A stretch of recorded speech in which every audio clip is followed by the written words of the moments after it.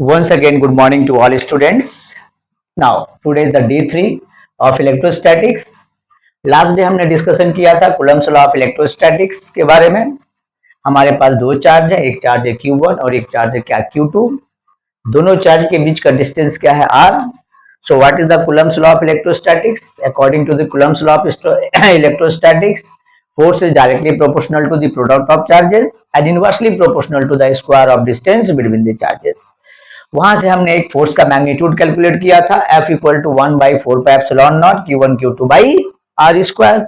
जब हम इस एक्सप्रेशन को लिख रहे हैं, इसका मतलब चार्ज को हमने कहां प्लेस किया? चार्ज को हमने वैक्यूम में प्लेस किया या फिर फ्री स्पेस में प्लेस किया है। ओके, अब लास्ट डे हम जब डिफिनेशंस को डिफाइन कर रहे थे तो हमने कहा था कि फोर्स ऑफ अट्रैक्शन और रिपल्सन, कहने का मतलब है कि electrostatic force is attractive force as well as repulsive force.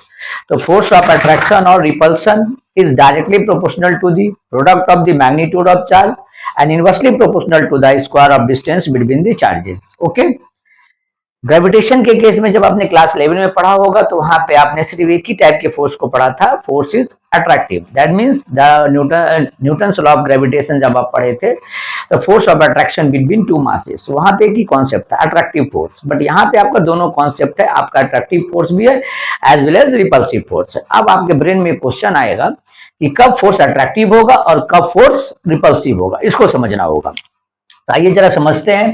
ठीक है, सबसे पहले हम एक केस देखते हैं इंपॉर्टेंट नोट के रूप में, नोट्स के रूप में केस देखते हैं। When the product of two charges Q1 Q2 greater than 0। अगर दो चार्ज का प्रोडक्ट ग्रेटर देन 0 है, इसका मतलब चार्ज किस टाइप के हैं। ठीक है, आप समझिएगा, इसका मतलब Q1 अगर पॉजिटिव है तो Q2 भी क्या है मेरे पास, पॉजिटिव है। और Q1 अगर मेरा निगेटिव है तो Q2 भी मेरा क्या है, निगेटिव है, अगर प्रोडक्ट ग्रेटर देन 0 है। इसका मतलब इस जगह पे आप बोल सकते हो कि ये किस टाइप के चार्जेस हो गए, like charges. These are the like charges. तो जब product of two charges greater than 0 हो तो फोर्स क्या हो जाएगा, force is repulsive in nature. Force is repulsive in nature. Okay, repulsive in nature. इसका मतलब आप डायरेक्ट लिख सकते हो एक चीज, ठीक है, for like charges, therefore for like charges the force is repulsive। Force is repulsive, ये बात क्लियर हो गई। अगर आपके पास लाइक चार्ज है, दोनों का दोनों अगर पॉजिटिव है और दोनों का दोनों अगर निगेटिव है। अब एक चीज आपको समझनी है कि जब लाइक चार्ज है तो डायरेक्शन क्या होगा।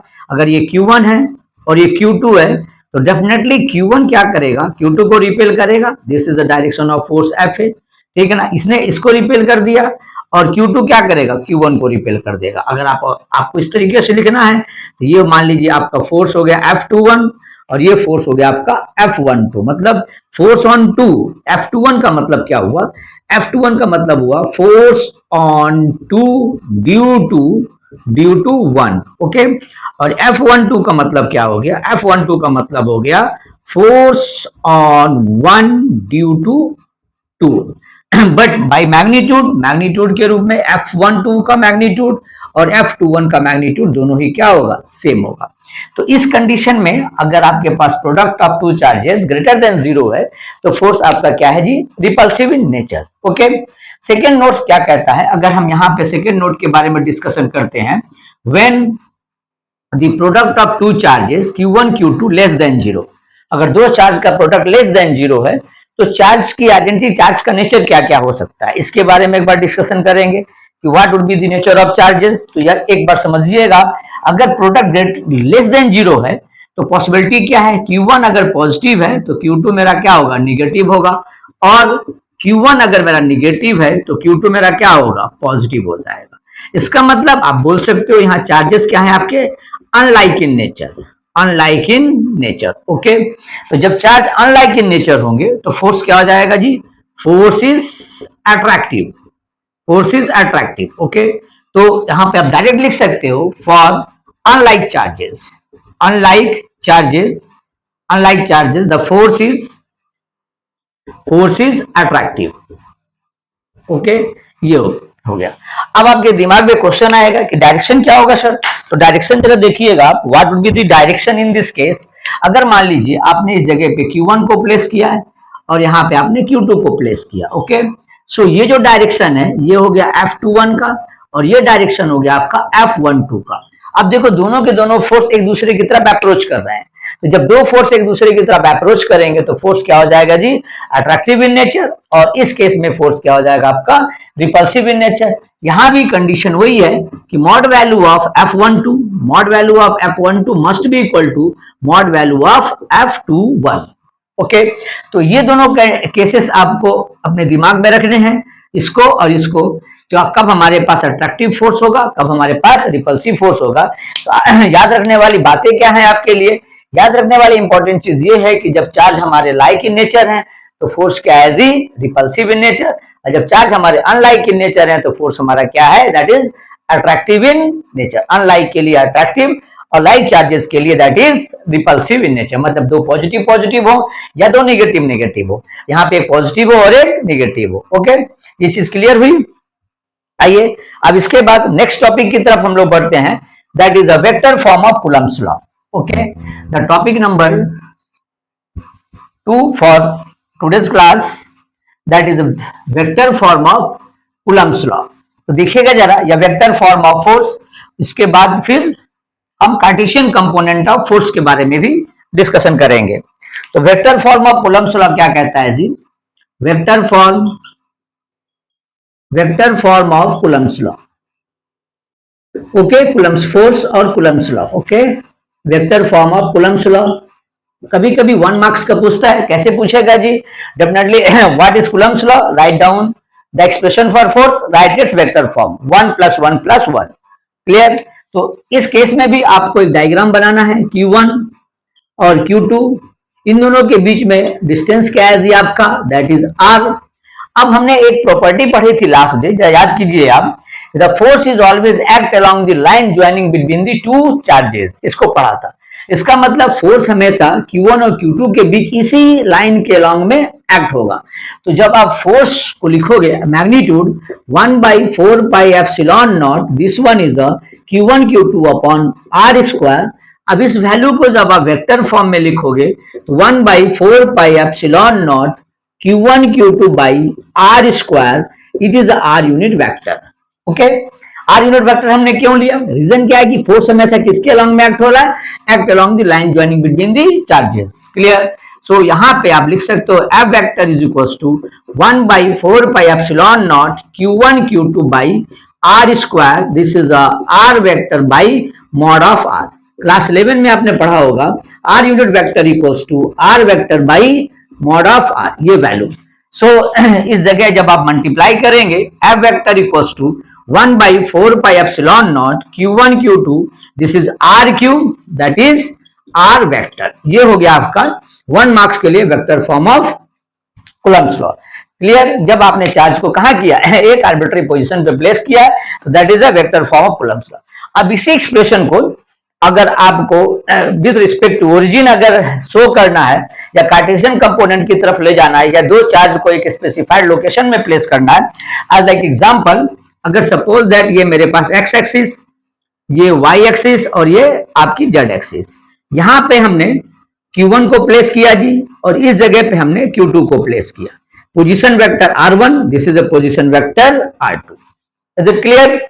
अब हम क्या कर रहे हैं, Q1 Q2 के ऊपर फोर्स एक्ट कर रहा है, तो that is the direction of F21 force, that is a force on 2 due to 1। अगर एज्यूम करो ये भी पॉजिटिव है, ये भी पॉजिटिव है, तो डेफिनेटली रिपल्सिव फोर्स एक्ट होगा। इस फोर्स को क्या बोलोगे आप, F12।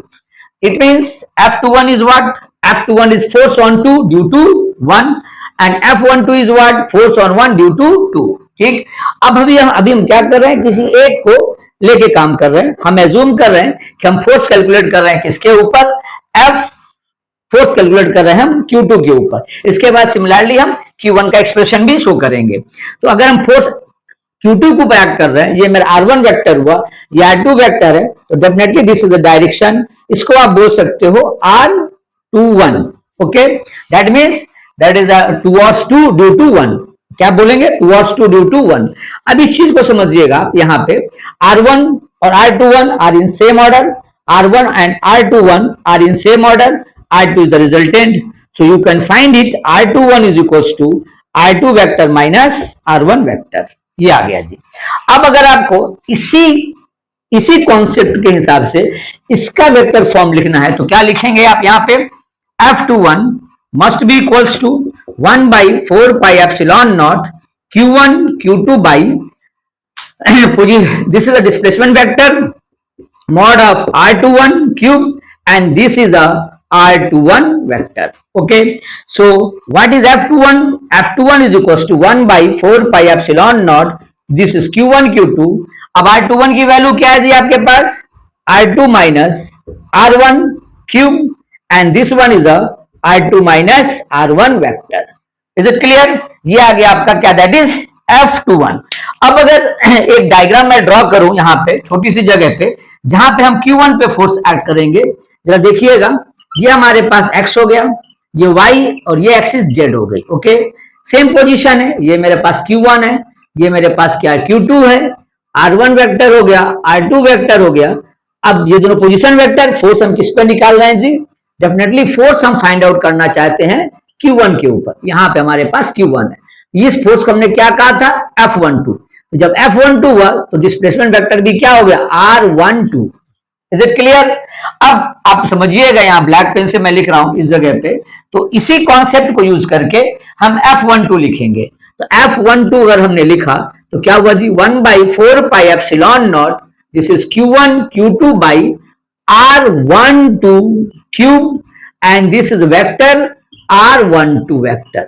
ओके, अब जब हम इसको ब्रेक करेंगे तो यहां पे देखिए R2 और R12 are in same order, दिख रहा है, R1 इज रिजल्टेंट, तो R2 plus R12 are in same order, R1 is the resultant, so you can say that R12 is equal to R1 vector minus R2 vector.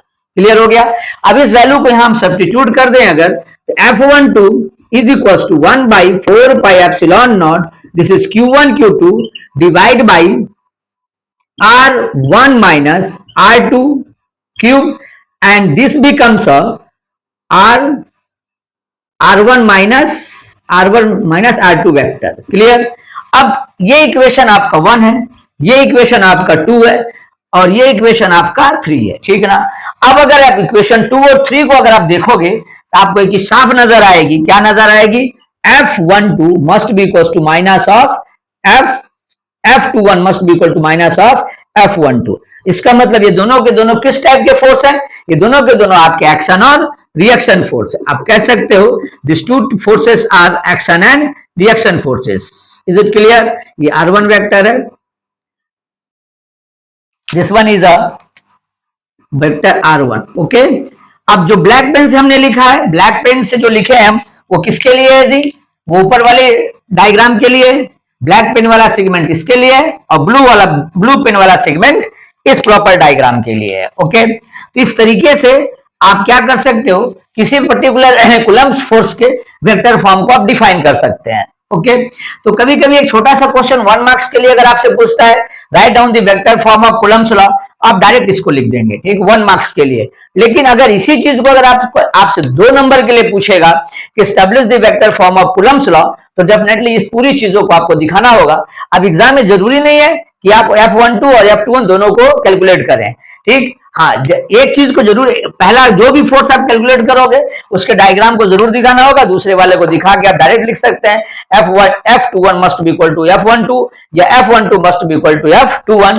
That means यहाँ पे आप, ये दोनों का मैग्नीट्यूड सेम है but direction क्या है, opposite है। इसका मतलब दोनों के दोनों क्या है, definitely opposite in direction act हो रहे हैं जी। Is it clear? ये रहा हमारा, that is the vector form of Coulomb's law. जब फोर्स हमारा Q1 की वजह से Q2 पे एक्ट हो रहा है और Q2 की वजह से Q1 पे एक्ट हो रहा है। अगर फोर्स दोनों चार्ज पॉजिटिव है तो फोर्स क्या होगा, रिपल्सिव इन नेचर, और दोनों चार्ज अगर निगेटिव है तो भी फोर्स क्या होगा, रिपल्सिव इन नेचर। लेकिन अगर एक पॉजिटिव और एक निगेटिव है तो क्या होगा, force is attractive in nature. कहने का मतलब like charges and unlike charges. तो this one B that is a topic related with the vector form of Coulomb's law. अब इसी को हम कार्टेशियन कंपोनेंट में थोड़ा देखेंगे कि कार्टेशियन कंपोनेंट में हम F12 या F21 को कैसे कैलकुलेट कर सकते हैं, ठीक है। तो जरा देखिएगा, that is the Cartesian component of the forces. Okay,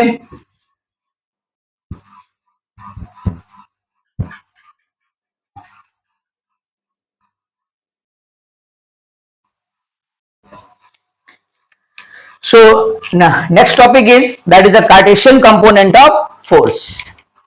आइए जरा इस जगह पे हम क्या करेंगे जी, अभी फोर्स के कार्टेशियन कंपोनेंट को कैलकुलेट करेंगे. Okay, Cartesian component of force कहने का मतलब है force along X axis, force along Y axis as well as force along Z axis. Is it clear? तो सेम तरीके से ये हो गया आपका एक्स एक्सिस, ये हो गया Y axis and this one be a Z axis. The position vector for charge q1 is r1, the position vector for charge q2 is r2. Is it clear? अब किसी एक पे आप फोर्स को calculate कर लो, इधर आप 1 पे कैलकुलेट करो, इधर आप 2 पे कैलकुलेट करो, आपकी इच्छा के ऊपर है. हाँ, डेफिनेटली आप चीज को उसी के हिसाब से सिग्निफाई करेंगे और पोजीशन वेक्टर और डिस्प्लेसमेंट वेक्टर को लेंगे. तो हमने अज्यूम किया हम q2 के ऊपर फोर्स निकालना चाहते हैं, तो q2 के ऊपर फोर्स निकालें तो ये हो गया मेरा 2-1.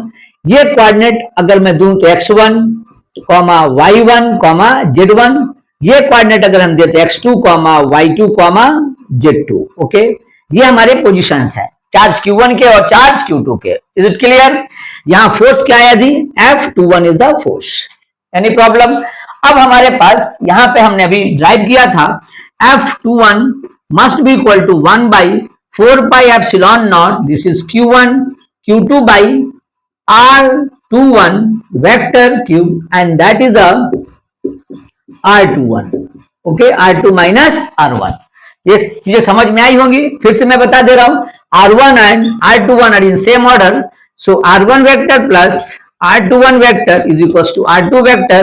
So you can say that r21 must be equal to r2 minus r1 vector. Okay, ये चीज हो गई. तो इस जगह पे आप F21 equals to 1 by 4 pi epsilon naught q1 q2 divide by r2 minus r1 cube and this one is a r2 vector minus r1 vector. Okay, अब क्लास 11 थोड़ा सा रिकैपिचुलेट कीजिए आप. सिंस r1 की वैल्यू क्या थी? ix1 plus jy1 plus kz1. Okay, और r2 की वैल्यू क्या थी आपकी? ix2 plus jy2 plus kz2. अब जब r2 माइनस r1 को कैलकुलेट करेंगे, r2 minus r1 is equal to i x2 minus x1 plus j y2 minus y1 plus k z2 minus z1. Then what is the mod value of r2 minus r1? Mod value of r2 minus r1 is under radical sign. You can easily say that x2 minus x1 का whole square plus y2 minus y1 का whole square plus z2 minus z1 का whole square. Okay, this is the value. अब इसी चीज को आप बोल सकते हो पावर हाफ कर सकते हो. तो ये जो वैल्यू है ये क्या आ जाएगी? To the power 3/2. So f, अब इस जगह पे जब आप F21 को कैलकुलेट करेंगे तो क्या वैल्यू आएगी? 1 by 4 pi epsilon naught. This is q1 q2 by, अब इसको पूरा का पूरा क्या हो जाएगा जी? x2 minus x1 whole square plus y2 minus y1 whole square plus z2 minus z1 whole square to the power 3/2. Okay, और यहां पे जो वैल्यू आएगी ये i x2 minus x1 plus j y2 minus y1 plus k cap z2 minus z1. ठीक, अब ध्यान से समझेंगे आप.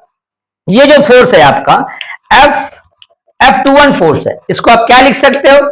इसको डेफिनेटली आप यहां पे लिख सकते हो I cap F21 plus J cap F21 plus K cap F21 must be equals to, ये पूरा का पूरा एक्सप्रेशन आ जाएगा. जब आप I J K को कंपेयर करेंगे, ये जो पार्ट है ये, अगर इसको मैं x इस तरीके से लिखूं तो ज्यादा बेटर समझ में आएगा. x y and z. ठीक, fx का जो पार्ट है वो क्या होगा जी? आपका fx का पार्ट ये पूरा का पूरा जाएगा और इसके साथ x वाला कंपोनेंट जाएगा. fy के पार्ट में ये पूरा पार्ट जाएगा, इसके साथ y का कंपोनेंट जाएगा, और fz वाले पार्ट में ये पूरा जाएगा जी, इसके साथ z2 माइनस z1 जाएगा. तो अगर हम मैथमेटिकल एक्सप्रेशन को लिखें एक को लिख दें, ठीक है, एफ एक्स के पार्ट को सिर्फ लिख दें तो आप समझ जाओगे 1/4 पाई एप्सिलॉन नॉट, और इस जगह वैल्यू क्या हो गई मेरी, वैल्यू हो गई Q1 Q2, this is x2 minus x1 bracket, नीचे में क्या है जी आपका x2 minus x1 whole square plus y2 minus y1 whole square plus z2 minus z1 whole square to the power 3/2। Okay, ये वैल्यू हो गई आपकी एफ एक्स की। सिमिलरली डिनोमिनेटर जो है आपका सेम रहेगा, सिर्फ न्यूमरेटर में क्या, एफ वाई में क्या हो जाएगा, y2 minus y1। Similarly F Z के लिए क्या हो जाएगा जी, डिनोमिनेटर पूरा का पूरा सेम रहेगा, न्यूमरेटर क्या हो जाएगा, z2 माइनस z1। तो अगर हम यहाँ पे थोड़ा सा जगह निकाल के लिखें तो एफ वाई क्या आ जाएगा जी आपके लिए, Q1 Q2, this is y2 minus y1 divide by 4 pi epsilon naught bracket x2 minus x1 whole square plus y2 minus y1 whole square plus z2 minus z1 whole square to the power 3/2। Okay, similarly F Z के लिए value क्या हो जाएगी, अगर मैं यहां लिख दूं, जब चीज को समझिएगा आप, इस जगह पे जगह F Z is equal to 1/Q1 Q2 and this is the z2 minus z1, okay, 4 pi epsilon naught bracket x2 minus x1 whole square plus y2 minus y1 whole square plus z2 minus z1 whole square to the power 3/2। ये हो गए आपके component of forces along x axis, y axis as well as z axis. Clear? अब चीजें अगर आपको समझ में आई हैं तो आप मेरे लिए एक न्यूमेरिकल बनाइएगा। ये पोजीशन मैंने दे दिया 2 3 5 और ये पोजीशन मैंने दे दिया 5 3 6। Okay, means x1 y1 z1 की वैल्यू, x2 y2 z2 की वैल्यू हम दे दिए। आपको करना है क्या है जी, आपको एफ एक्स एफ वाई और एफ जेड को कैलकुलेट करना है। Is it clear? इस टाइप की प्रॉब्लम अक्सर आपकी जेई मेन या नीट में मैच द फॉलोइंग्स में आती है। इधर एफ एक्स की वैल्यू दे दिया, इधर एफ वाई की, इधर एफ जेड की, और यहाँ पे आपको क्या किया, वैल्यू दे दिया जी। अब तीनों को क्या करो, आप मैच कराओ, ठीक है, कॉलम ए और कॉलम बी। अक्सर इस टाइप का सवाल आपसे पूछा जा सकता है। तो ये रहा आपका Cartesian component of force. Okay, अब इसका ये जो चीजें हैं, मैंने दो दो पोजीशन लिए थे, एक Q1 के और Q2 का पोजीशन वेक्टर R1 और R2 लेके हमने कैलकुलेट किया था। इसका एक सिंपल फॉर्म भी मैं आपको दिखा दे रहा हूं, सिंपल फॉर्म में आप कैसे कार्टेशियन कंपोनेंट ऑफ फोर्स को कैलकुलेट करेंगे। होप दैट आप इसको कॉपी कर लीजिए, इसके बाद हम आगे बढ़ते हैं।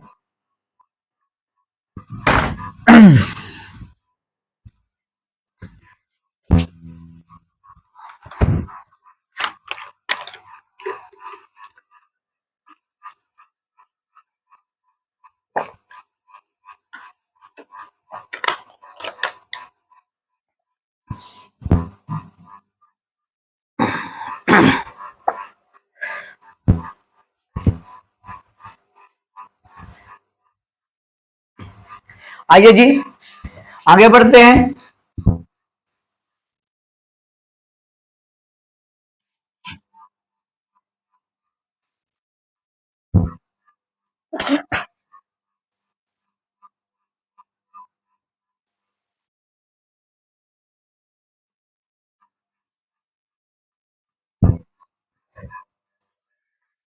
आइए जरा देखते हैं।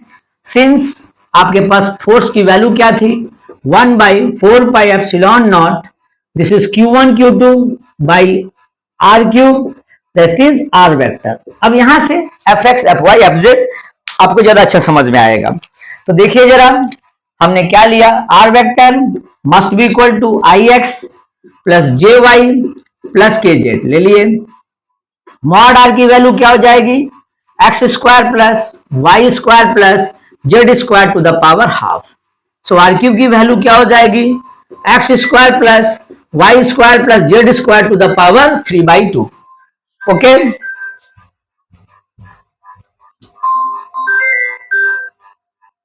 हेलो हेलो, हाँ हाँ जी बोलिए, हाँ जी बोलिए sir.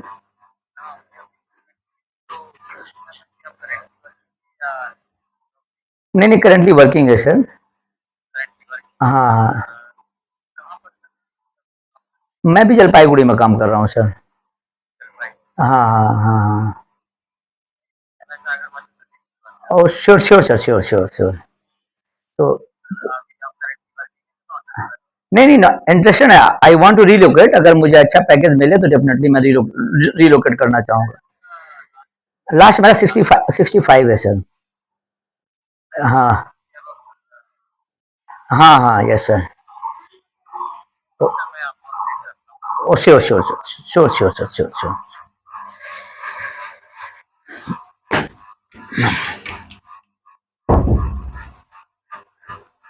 Sorry to say, now let's resume the classes. आइए जरा रिज्यूम करते हैं।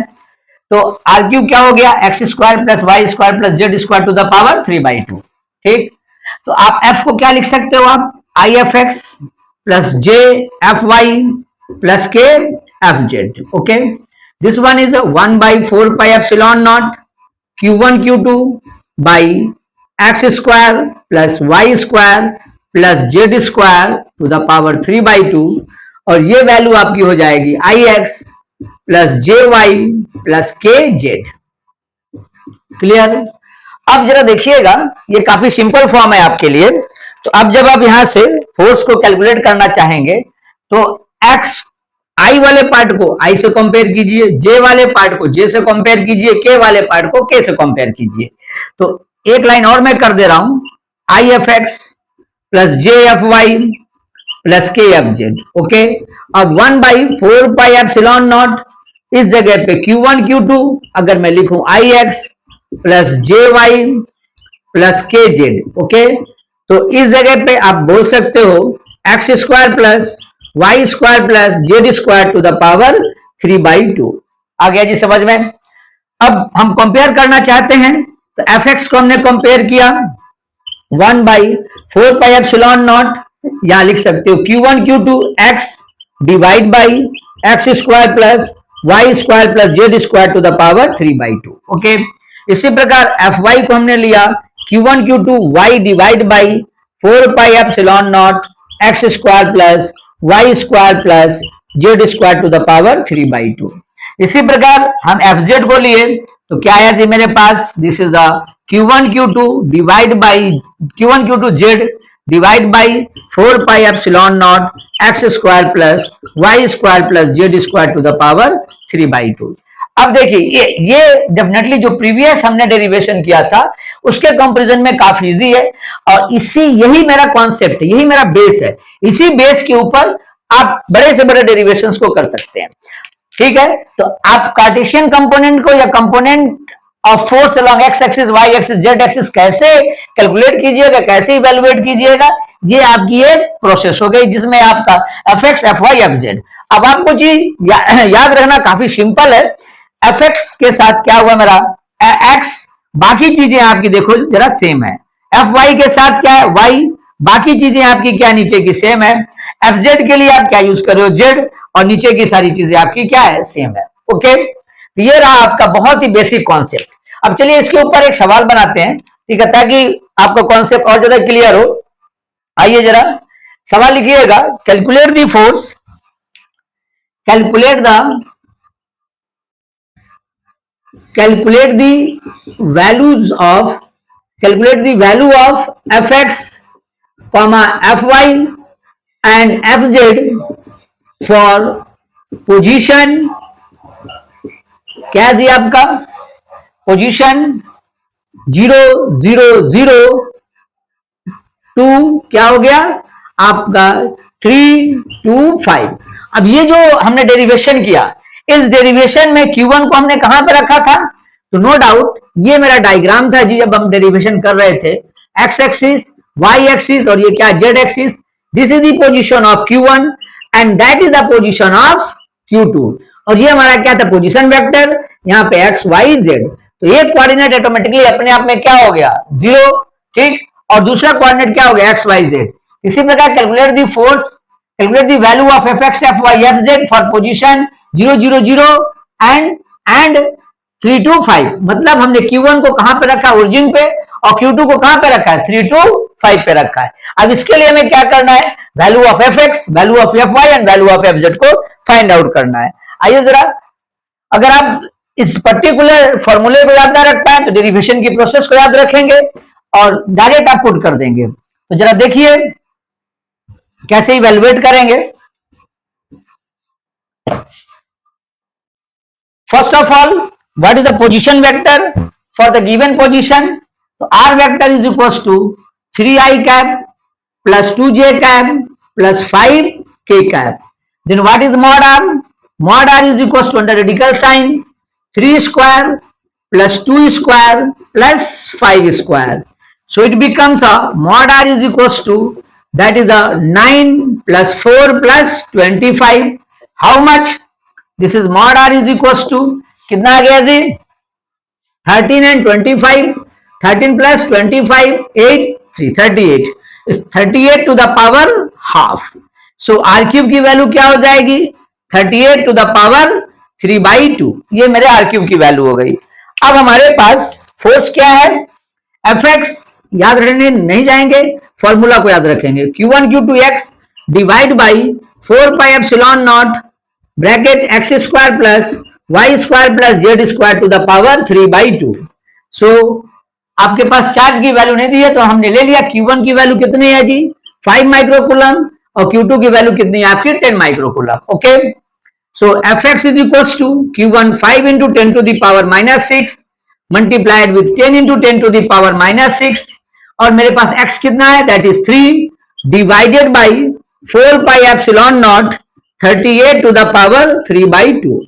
So fx is equals to 9 into 10 to the power 9 multiplied with 5 into 10 into 10 to the power minus 12 multiplied with 3 divided by 38 to the power 3/2. So it becomes fx is equals to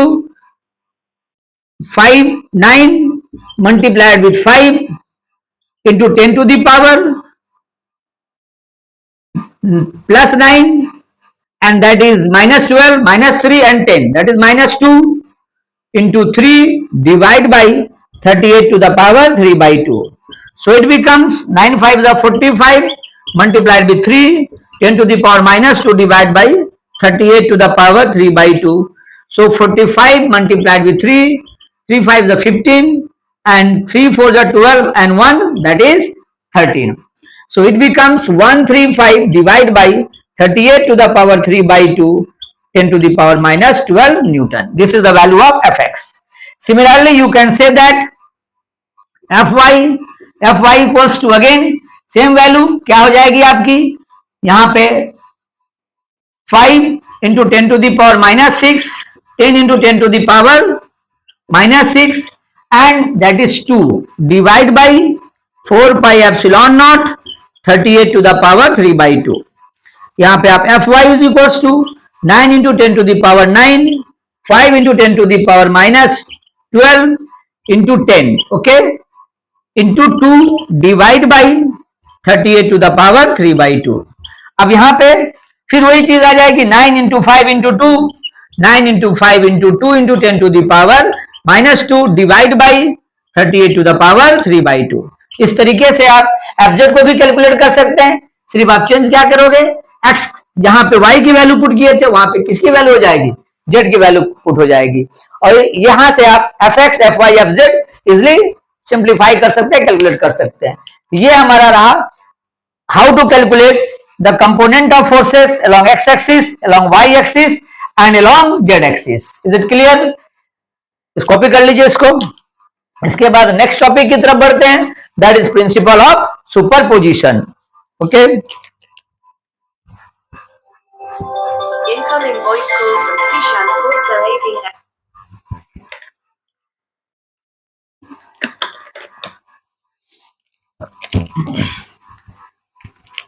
आइए जी, next topic is principle of superposition.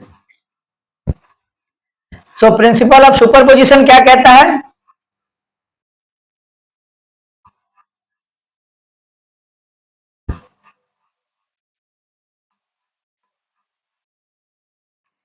Principal of superposition, इस पे काफी ज्यादा सवाल बनते हैं। अगले क्लास में हम लोग न्यूमेरिकल की प्रैक्टिस करेंगे principal of superposition, that is day 4। Principal of superposition कहता है जी कि हम किसी एक चार्ज के ऊपर मल्टीपल चार्ज के द्वारा फोर्स को कैलकुलेट करेंगे। एकदम सिंपल वर्ड में, किसी एक चार्ज के ऊपर हम मल्टीपल चार्ज के द्वारा क्या करेंगे, फोर्स को कैलकुलेट करेंगे। बट कहने का मतलब है कि we have to calculate the force on a test charge due to all other charges. ठीक, तो हम यहाँ पे एज्यूम किए कि हमारे पास एक ये चार्ज है दैट इज क्यू नॉट, यहां पे हमारे पास चार्जेस है Q1, ये चार्ज है मेरा Q2, यहां पे चार्ज प्रेजेंट है Q3, यहां पे चार्ज प्रेजेंट है Q4, ये चार्ज है मेरा Qn। There are n number of charges are present in this manner. Okay, अब we have to calculate the force on Q1 due to all other charges. तो जब force on Q naught हम निकालेंगे due to all other charges, तो force क्या हो जाएगा, net force क्या निकलेगा, net force must be equal to the vector sum of all other forces. ध्यान रखेंगे, मींस Q नॉट के ऊपर Q1 भी फोर्स लगाएगा, Q नॉट के ऊपर Q2 भी लगाएगा, Q3 भी लगाएगा, Q4 भी लगाएगा और Qn भी लगाएगा। तो आप एज्यूम करो कि आपके पास there are n number of charges हैं और सारे के सारे चार्ज किस पे फोर्स एक्ट कर रहे हैं, सारे के सारे चार्ज आपके Q नॉट के ऊपर फोर्स एक्ट कर रहे हैं। जब Q नॉट के ऊपर फोर्स एक्ट कर रहे हैं तो नेट फोर्स की वैल्यू क्या होगी, नेट फोर्स की value on Q naught must be equal to the force due to Q1 on Q naught, force due to Q1 on Q naught plus force due to Q2 on Q naught plus force due to Q3 on Q naught plus force due to Q4 on Q naught dot dot dot force due to Q1 on Q naught. Okay, इसी principle को हम लोग कहेंगे that is principle of superposition. तो आप physics की stuff language में ना जाके आप एक सिंपल भाषा में आप समझो कि किसी एक टेस्ट चार्ज के ऊपर बाकी जितने सोर्स चार्ज है वो सारे के सारे फोर्स लगा रहे हैं और उसी फोर्स को हमें क्या करना है जी, कैलकुलेट करना है। And calculation of that particular force by using the principle of superposition। इसी प्रिंसिपल को हम लोग कहते हैं सुपरपोजिशन प्रिंसिपल। सुपरपोजिशन प्रिंसिपल का मतलब हुआ the force on a test charge due to all other charges. ठीक, अब इस पर्टिकुलर प्रिंसिपल को पढ़ने के लिए आपको एक इंपॉर्टेंट लाइन जो मैंने लास्ट क्लास में बताई थी कि दो चार्ज के ऊपर, दो चार्ज के बीच में फोर्स जो लग रहा है वो तीसरे चार्ज के प्रेजेंस से डिस्टर्ब नहीं होगा।